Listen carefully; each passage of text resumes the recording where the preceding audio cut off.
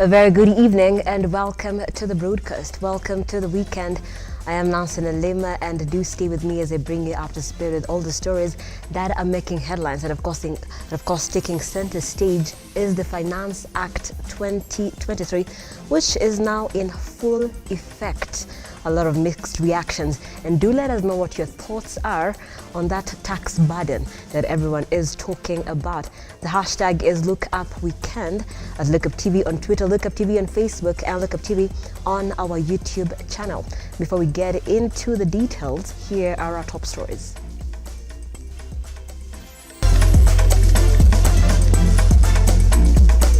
Tonight on Lookup Weekend, mixed reactions after Court of Appeal lifts orders barring implementation of Finance Act 2023. Kwaheri to our fellow citizens who fell because of the administration of their bodies or police bullets. Azimio coalition to give next course of action on Sunday as they launch a fund to help victims of anti-government protests. Mambo ya kuharibu mali ya watu, kuharibu biashara ya watu, kupanga vijana wapigane mawe na polisi na kutumia weapons against the police is no longer going to be part of the equation of the politics of the Republic of Kenya. Apologize to Kenyans, President Ruto tells Azimio leaders, blaming them for the violent protests. Once more, welcome to the broadcast. This is Look Up Weekend. Do let us know where you're watching us from. The hashtag is Look Up Weekend. The Court of Appeal on Friday rendered its decision on the implementation of the Finance Act 2023. The court has also allowed the government to go ahead and collect taxes as proposed in the Finance Act. CS Treasury argued that the suspension of the implementation hindered government operations. The court noted that there will be seriously irreversible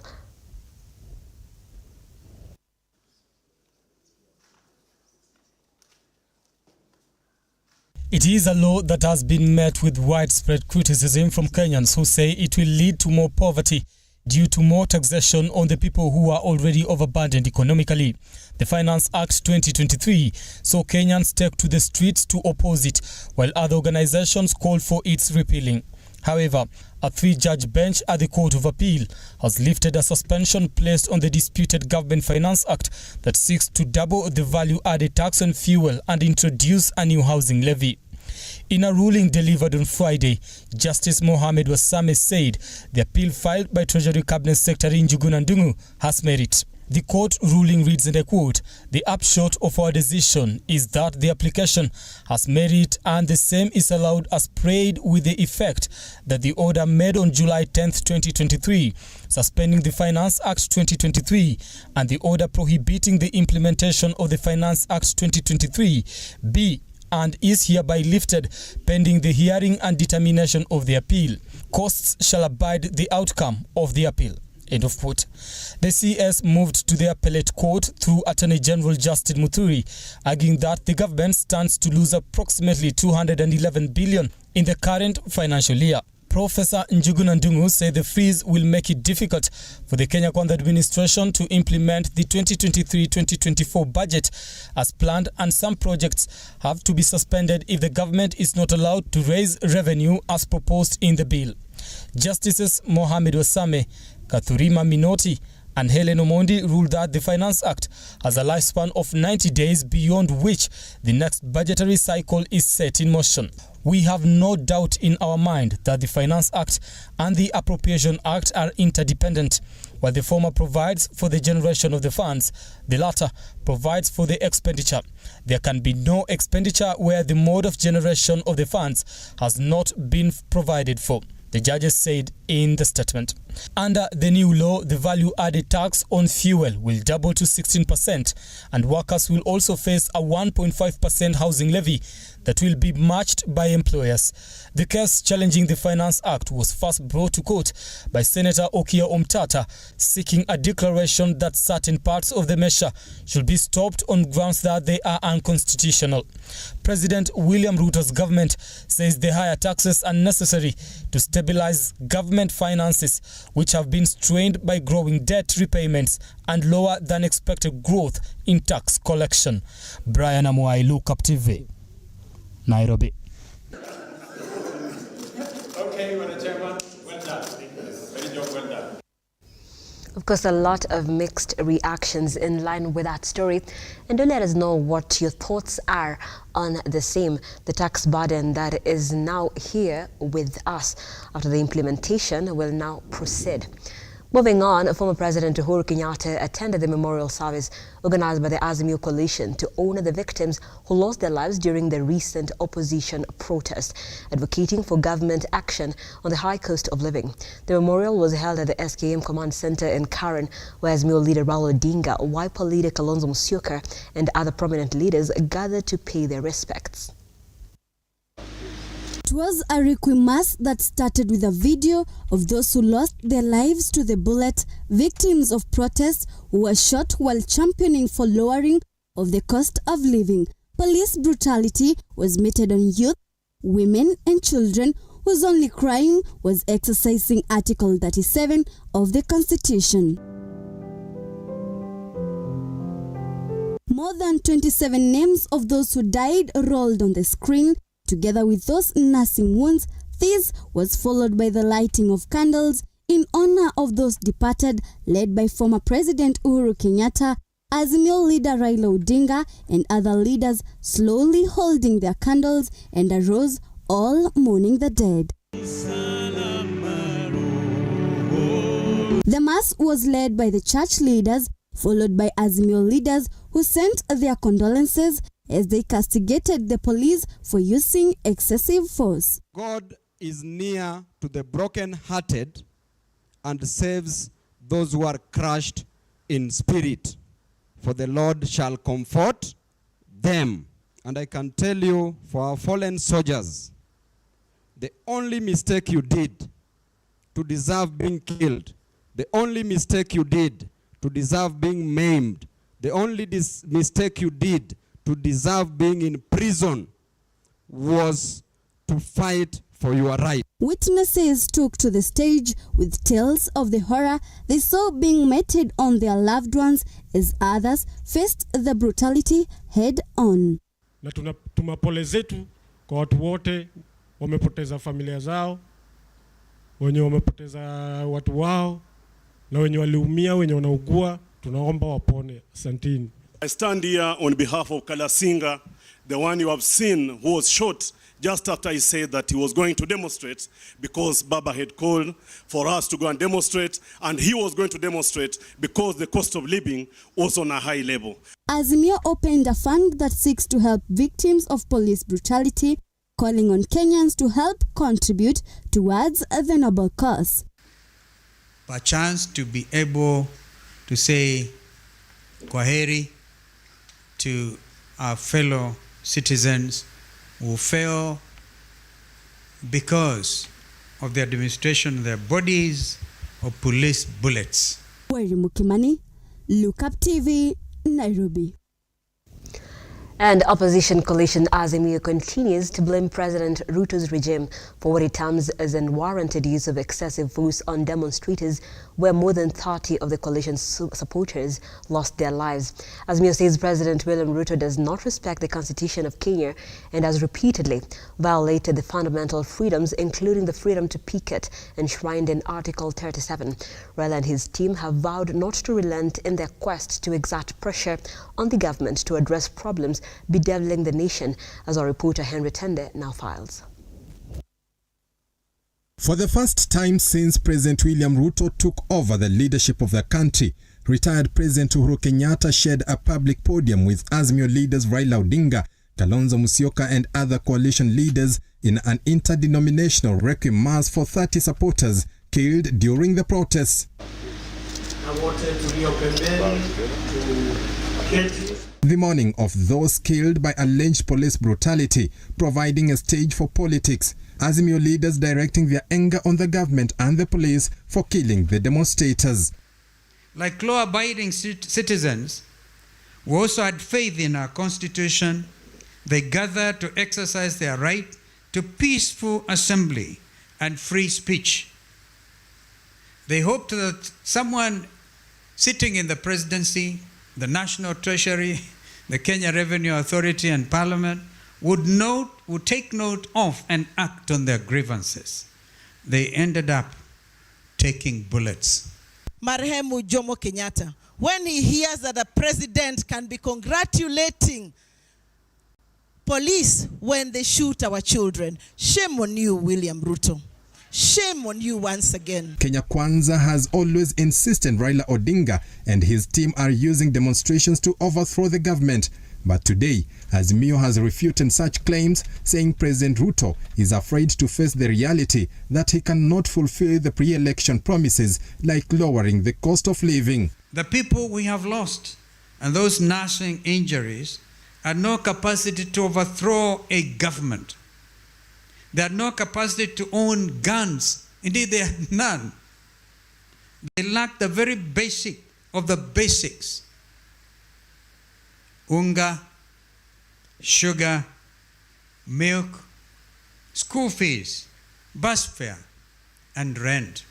Azimio has raised concern that President Ruto is not respecting the constitution and the fundamental freedoms enshrined in it, including that of peaceful demonstrations. Is Article 37 of our Constitution mere words of no value or relevance and offers no protection to citizens? Has Kenya Kwanza indeed suspended the Constitution? Today we are truly honored to have our fourth president here, who through his handshake with his brother Raila Amolo Odinga united this country, and who has gone through a lot. We have all witnessed as Kenyans his property being raided, his sheep being carried away, his mother being harassed, and just a few days ago, his son Jomo being raided at night to harass a man who has led this country for 10 years and who has been a head of state in the manner that Uhuru Kenyatta is being harassed, is a problem, not just for Uhuru Kenyatta, it's a problem for all of us and the region. So today we want to say those who have chosen the path of vengeance, the path of vindictiveness, we want to say to them, you cannot lead a country through vengeance. With the High Court having lifted the suspension of the controversial Finance Act of 2023, Azimio now says it will reconvene tomorrow to deliberate on the way forward. I also want to announce on our behalf that on Sunday the 30th of July, that is day after tomorrow, we shall communicate to the nation our next course of action with regard to anti-tax protests. Retired President Uhuru Kenyatta and Azimio leader Raila Odinga did not speak during the event, instead giving the honors to Kalonzo Musyoka and other coalition leaders. Henry Tende, Lookuptv. That story by Henry Tende takes us for a very fast break here on the program, but there's so much more on the other side, including a business front and, of course, a lot of sporting action as well.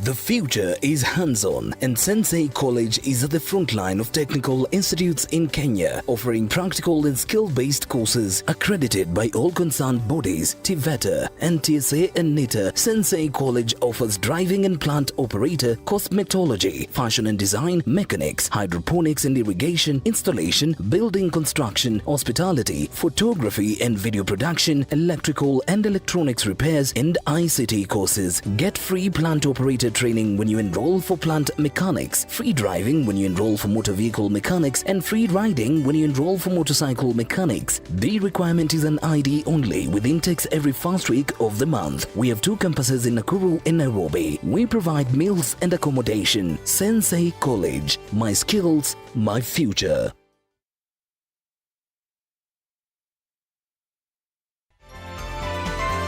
Infinity Industrial Park is one of the largest private industrial parks located along Eastern Bypass, Nairobi.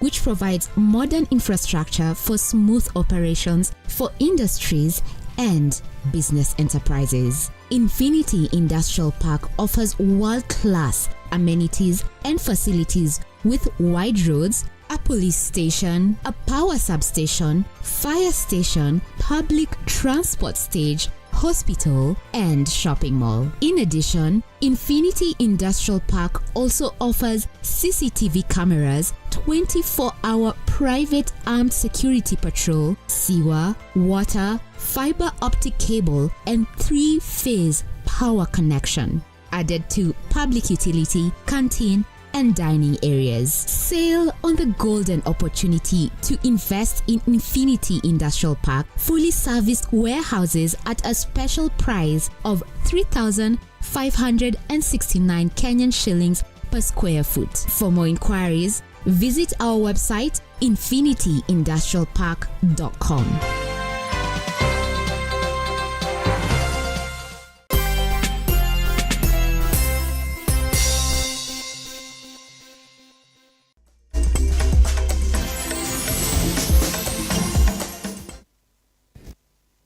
Welcome back. Thank you so much for staying with Lookuptv. This is Lookup Weekend. Nancy and Lima here.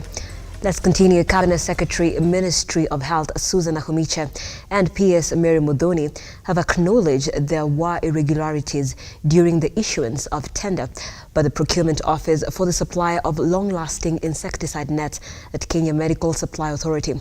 Appearing before the Senate Health Committee, Nakhumicha confirmed that KEMSA has been working with the tailor-made tenders that suit the needs of respective greedy and corrupt individuals within and outside the State Medical Supply Agency. Dr. Serem Edward from the head of the division. Kenya Medical Supply Authority was far from being over. But I agree with Senator Mandago, it has been happening where a vendor comes, speaks to a junior officer, and they start tailor-making things to suit the product of that vendor. So that is not going to happen moving forward. Now, Health Cabinet Secretary Susan Nakhumicha now claims to be on the loop of junior officers having spoken directly on behalf of the agency with the Global Fund during the selection and award of tender for the procurement of the long-lasting insecticide nets. Chair, I want to agree with Chair Mandago that previously how the ministry has run, we have had vendor-driven projects, vendor-driven specifications for equipment and for some consumables.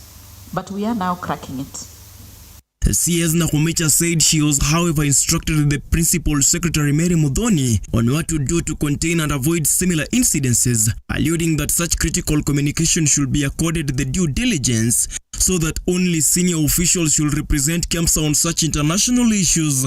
Because once we digitize, we estimate that we shall be able to cut off close to 50 to 60% of fraud that happens within the ministry. Fraud that is as a result of officers engaging with vendors, officers changing specifications to suit certain vendors, that we should be able to cut with using digitization. The CS adduced there was lapse of communication from the ministry's side, asserting that before the assumption to the office, agency officials were using individual emails to execute serious and official matters regarding KEMSA, a norm which has since been stopped. And the senator has rightfully noted that staff are using personal emails.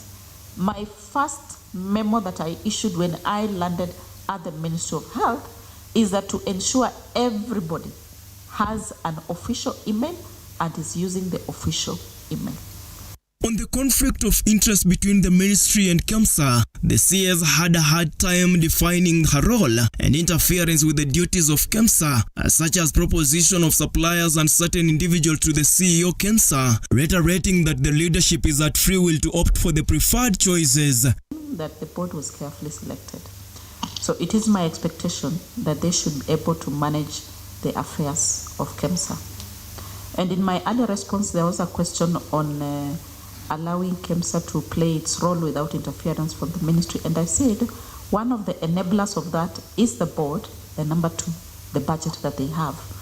The health CS, accompanied by her delegation from the ministry, appeared before the Senate Health Committee to discuss on issues affecting the health sector, pending statements and the allegations of irregularities in the procurement of long-lasting insecticide nets at KEMSA and the appointment and suspension of check for executive officers stalemate that has rocked the agency. The Kenya Medical Practitioners and Dentist Council KMPDC to deliberate on the petition on the management and use of Kenyatta University Teaching and Referral Hospital by medical students at Kenyatta University. Stanley Lugaria, Lookuptv, Nairobi. Away from that, President William Ruto has asked the opposition to apologize to Kenyans for financing violent protest that led to the deaths of innocent people during the demonstrations. Ruto said the demonstrations have caused mass destruction of property and blamed the finances of the violent demos for the losses. Speaking during the official launch of fish landing site at Kitotakati in Ngomeni, Kilifi County, the president warned politicians allied to Azimio la Umoja against funding protest instead of focusing on development programs. It is regrettable, it is unfortunate that we have lost lives, that Kenyan young people have lost their lives in these organized riots. And the people who are behind these riots, the people who are funding, the people who are organizing these riots that has caused the loss of life of Kenyan youth, Kenyan people, that have destroyed people's business, that have destroyed public property. Those people should be ashamed of themselves. The president termed the protest as a threat to the economic development and lives of Kenyans as witnessed when people lost their lives during demonstrations. Ruto added that the Kenya was a democratic country with peace-loving Kenyans, and thus the opposition should apologize to Kenyans for violent protests. They should not only be ashamed of themselves, but they should apologize to the people of Kenya for the mayhem and the brutality they have meted on Kenyan people, Kenyan security agencies, on people's property, on people's lives. And I want to promise the people of Kenya that we are going to eject violence from the political equation in the Republic of Kenya. And we are going to make sure that everybody's right is protected. Accompanied by CS Blue Economy Salim Mvurya, on his hand, he said the talks between President Ruto and opposition leader Raila Odinga should be in line with the constitution because the president was constitutionally elected. Sisi tunaomba sana na tunaendelea kupatia support, lakini tunataka mazungumzo yote yawe ndani ya katiba ya Kenya. On the other hand, Kilifi County Governor Gideon Mongaro said it was unfortunate that Kilifi witnessed some demonstrations as they were a threat to the tourism sector. Hii Kilifi County ni sehemu ya utalii. Kila ukitupa mawe ndio wanaenda zao kabisa, hawaoni tena. Stella Kilonzo, Lookuptv. And still in the coast region, more than 7,000 members of the Pemba community in Kwale, Lamu, Mombasa and Kilifi counties have today received their national identification documents, ending their long-lasting push for recognition. The community has in the past missed out on crucial government services as they were not recognized as Kenyan citizens for over 4 decades. After years of struggle, the Pemba community will now identify themselves as Kenyan citizens. This is after President William Ruto on Friday issued close to 7,000 members from the community with registration documents at the Karisa Maritha Stadium. Ambao wameishi pamoja na sisi kwa miaka tangu tuwe taifa huru, wamekuwa wanaishi hapa bila ya uraia, na kwa sababu hiyo wamepitia mambo mengi magumu. Leo mimi nafurahi kufika Kilifi na kuwajumuisha Wapemba. Kuanzia leo sasa watakuwa raia wa taifa letu la Kenya.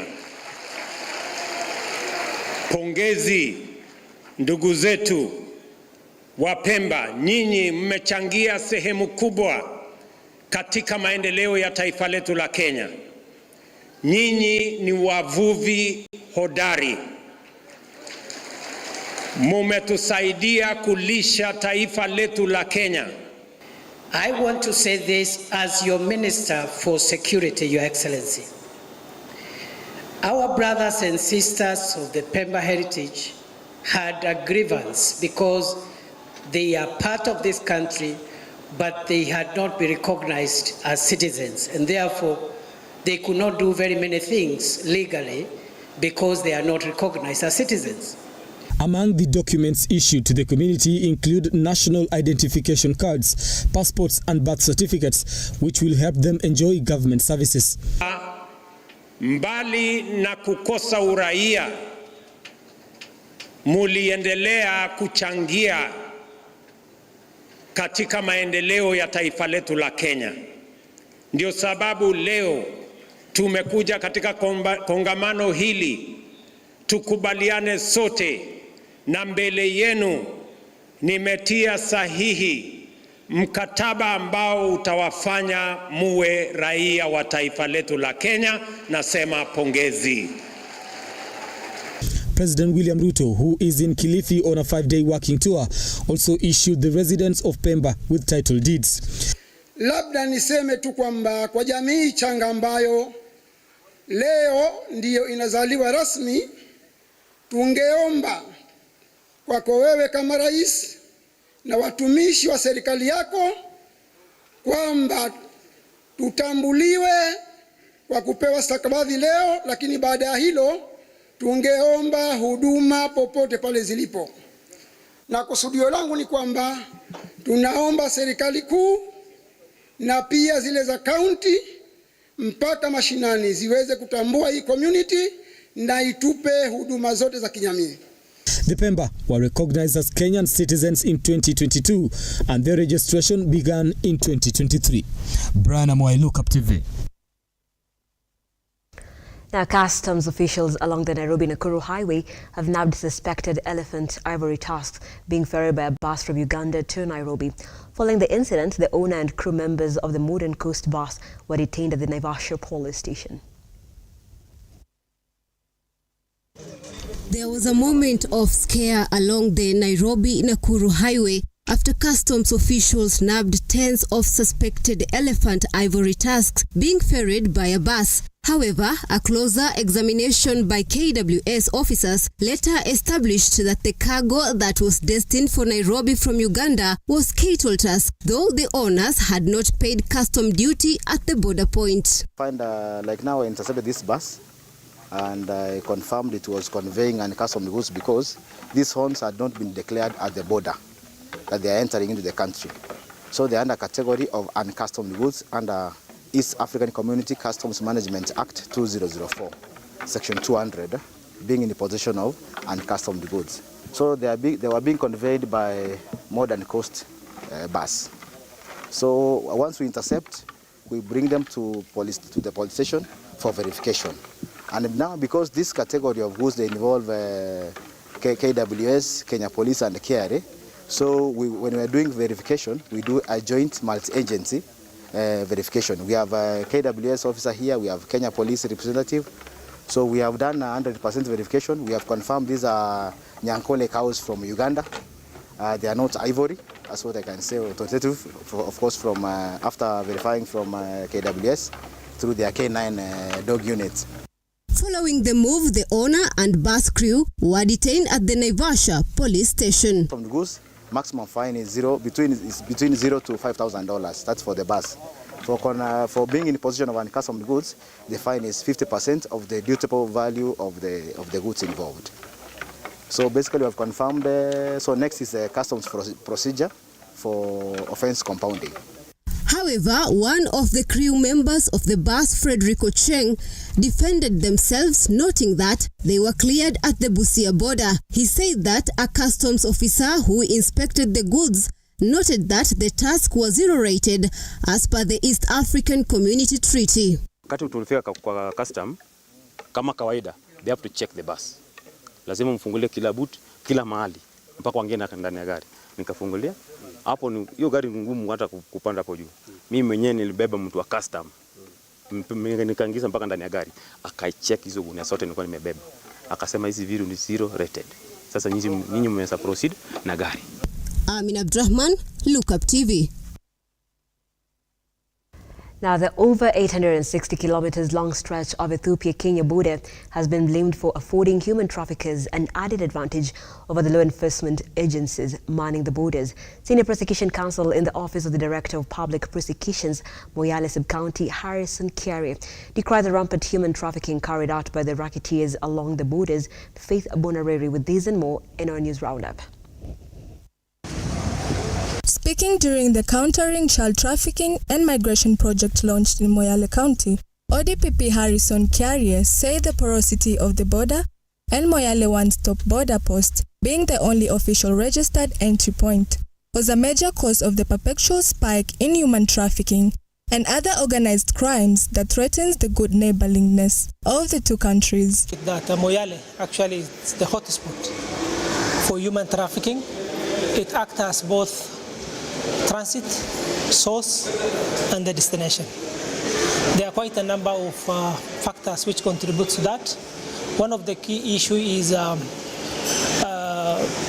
unemployment. There is unemployment among the youth and among many, because of the drought, many people have lost their livelihood, they have lost their livestock, and because of this, many youths are becoming gullible and they can be easily lured into this, this trafficking syndicate. Ethiopia-Kenya Executive Director Ali Ibrahim appealed to the Kenya government to seek for the most effective modalities of ensuring a collective tackling of the menace by fully involving the Ethiopian and Eritrean governments. Elsewhere in Nyahururu, at least 200 students were last night forced to sleep in the cold after a fierce fight jutted down their dormitory at Ndururi Secondary School. According to the school management and education officials, the fire is said to have started at around 8:30 p.m. when the students were still undertaking their evening preps. Finally, residents of Mukogodo East in Lookuptv North had called on the government to fasten the ongoing operations to flush out bandits from Mukogodo Forest, as most of them have moved out of their homes. Lookuptv North MP Sarah Korore, while distributing food to the affected families in the area, called for speedy action to solve the matter. Hawa wananchi ni wale ambaye wanajulikana tangu serikali ya ukoloni iliwakuta hapa. Manake hawa watu ni ya jamii ndogo sana ambaye inaitwa jamii ya Wandorobo, ambaye ni watu wanaishi katika kichaka tangu awali. Na hawa watu hawajai toka katika kichaka hii, na ukiangalia Mukogodo Forest katika Kenya ni msitu moja ya asili imebaki, kwa sababu wenyeji hapa wanaamini kwamba lazima watunze msitu, manake ndiyo natural habitat yao. Na leo wameweza kufurushwa na serikali, na mimi nafikiri serikali haikuwa na nia mbaya, manake kuna pia wahuni ama majambazi ambaye wamekita mizizi katika forest hii, na wameangaisha sana wakaaji, wameangaisha majirani, wameangaisha kila kitu. Faith Bonareri, Lookuptv. And now on the business front, cash-strapped East Africa Portland Cement PLC is set to revive its full operation after the implementation of a strategic plan, plant refurbishment and new management. The plant, which has recently been operating at a capacity of 20%, has now recorded a major increase of up to more than 50%. Mervyn Getembe with this and more on the business front. Speaking during the induction of the new board members, directors and chairman of VBC Limestone Mines, the management say that the company revival is proving fruitful. Among key challenges, the cement processor has been grappling with a low-key production occasioned by frequent breakdown of the processor, lack of sufficient working capital and bad debts. East Africa Portland Cement is among the 4 producers of cement in this country that produce clinker. And we've got the best quality clinker in this country. And therefore we've got an opportunity to produce more clinker, not only for our use, but also for selling to other cement grinders in this country. And this is a golden opportunity for East Africa Portland Cement. And in the near future, as we exhaust our capacity of clinker production and cement production, we are looking forward to focusing our quarries and building another clinker plant to produce almost 3,000 tons of clinker per day. Tea farmers in Embu County have a reason to smile after KTDA proposed to increase the price of monthly tea bonus. They, however, called on KTDA to set a higher reduction in the annual bonus instead of monthly payments. Tumekuwa na shida ya wakulima kukatwa pesa tunaambiwa ni computer error. Unakuta umekatwa pesa yote ya mwezi. Tunaomba hiyo kitu angalie isiwe ikawa imerudiwa tena. Jambo lingine ni tunashukuru serikali kwa kufanya subsidy ya fertilizer. Lakini sisi kama wakulima wa majani chai, hata Enos mwenyewe chairman anajua tunjawahi kununua fertilizer ya majani chai 3,500. So tunaomba aangalie hiyo bei, arundise mahali tulikuwa 1,460. Mimi nataka kuongea kuhusu payslip. Payslip tunaona imekuja na mambo mingi na mzuri. Inakuelezea kuhusu production ya shamba yako, inakuelezea kuhusu ile utapata, na inakuelezea kuhusu fertilizer yenye umekatwa, na inakuelezea kuhusu ile utapata kwa bank. The Permanent Secretary for Crop Development in Agriculture and Livestock Ministry, Kelo Harsama, has refuted claims that subsidized fertilizers were in short supply in the country. Presiding over distribution of the commodity at Sombogo Tea Factory in Kitutu Chache North in Kisii County, the PS assured the farmers of enough stocks to last to the next planting season, advising them to take advantage of the move and boost food security. Ameniambia kwamba kwa wakulima wa sehemu yake area hii hakuna National Cereals and Produce Board, si ndio? Hakuna NCPP. Hakuna. Sababu kama ni Nyamira, kama ni sehemu nyingine, kama ni Homa Bay, wanaenda mpaka Cereal Board wanachukua fertilizer. Sasa siku ya leo mimi nataka kutangaza hapa ndio itakuwa Cereal Board yenu wa kuchukua fertilizer. Residents of Kirinyaga from dry areas have been encouraged to embark on growing drought-resistant food crops like sorghum. Speaking in Kimbini area during the inauguration of the first group for the purchase of sorghum after successful harvest, the area MP Mary Maingi said that in the last 2 seasons, maize and bean crop farming had not done well compared to sorghum. Celebrating a milestone because out of our hard work, we planted this sorghum crop 3 months ago. 3 months ago, today we are harvesting and we are selling our produce to Kenya breweries. This is in line with the bottom-up economic transformation agenda of the Kenya Kwanza government. You remember when we were campaigning, we said that people will get pesa mfukoni. We called it pesa mfukoni. And today you have witnessed it. We have future of sorghum in this constituency. Mavin Getembe, Lookuptv.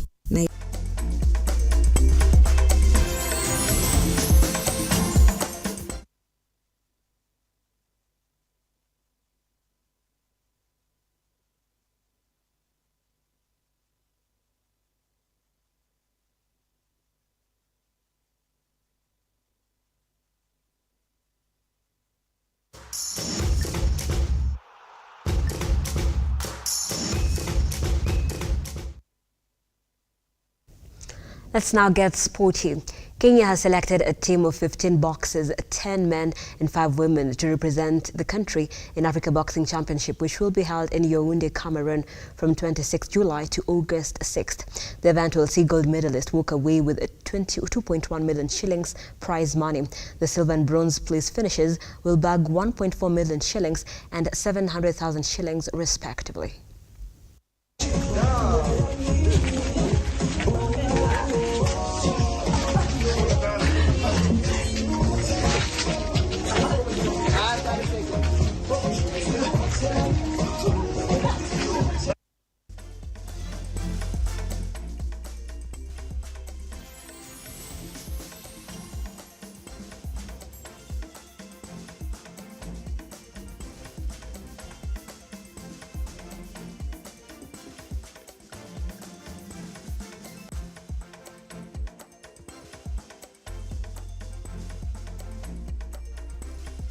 Now, the third Woodball World Cup kicked off today in Malaysia. Kenya's Peter Oweru will battle Ugandan Katie Thomas in the quarterfinals. According to the president of Woodball Federation, Anthony Mwanzia, Kenya is hopeful the experience and exposure gained from the competition will spark momentum and growth of the woodball in the country.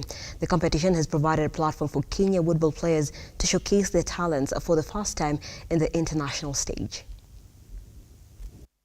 We're going to keep it short for a while, and then the minister is going to come very, very soon.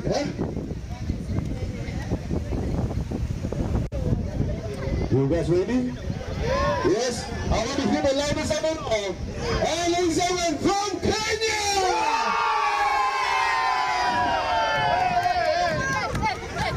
Fantastic, you guys. Are you guys ready? And over 2,000 primary school children nationwide will be positively impacted by the FIFA Football for Schools program, which kicked off today in Kakamega County. The program, in joint with United Nations Education, Scientific and Cultural Organization UNESCO, will be launched on Sunday. FIFA aims at impacting over 700 million shillings through the program. Course was after you have finished your classes, we'll Dennis from Nyamira, Umogo Primary School. A digital app. This digital app can give the opportunity to teachers who are here today to teach children on specific life skills, 4 categories of life skills. And we are very happy to see today that we have 50 coaches, men and women, 40% of women, 50 coaches from the 47 counties in Kenya participating in the capacity building course. In the app, what is in the app? In the app we have some videos on the football. You know, if you have to implement, for example, communication, or how to have the balls and also how to kick off the balls. We have also some some illustration in the app. We have also how you can do in the pitch, how you can divide the pitch on some session, football session and life skills session. This is a problem solver to part of the challenges that we face with the youth badge, where children are idle and they are able to use their energies on the negative.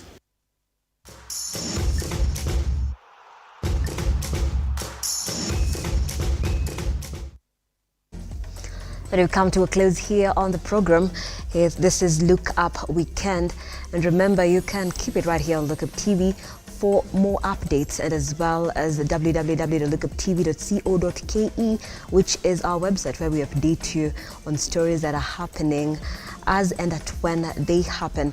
And of course, right now, Finance Act 2023 taking center stage and causing a lot of conversations, and we'll be right here to update you on what's happening. You know, the nature of a democracy, then there are very many eventful happenings all time around 24/7, and we got you right here on Lookuptv. And as we usher in the weekend, then Safuya Sport will be coming your way tomorrow at 1:30 p.m. to 2:30 p.m. with our very own Robert Chacha, so stay tuned for that. But for now, it's good night, keep safe, and of course enjoy your weekend. Good night.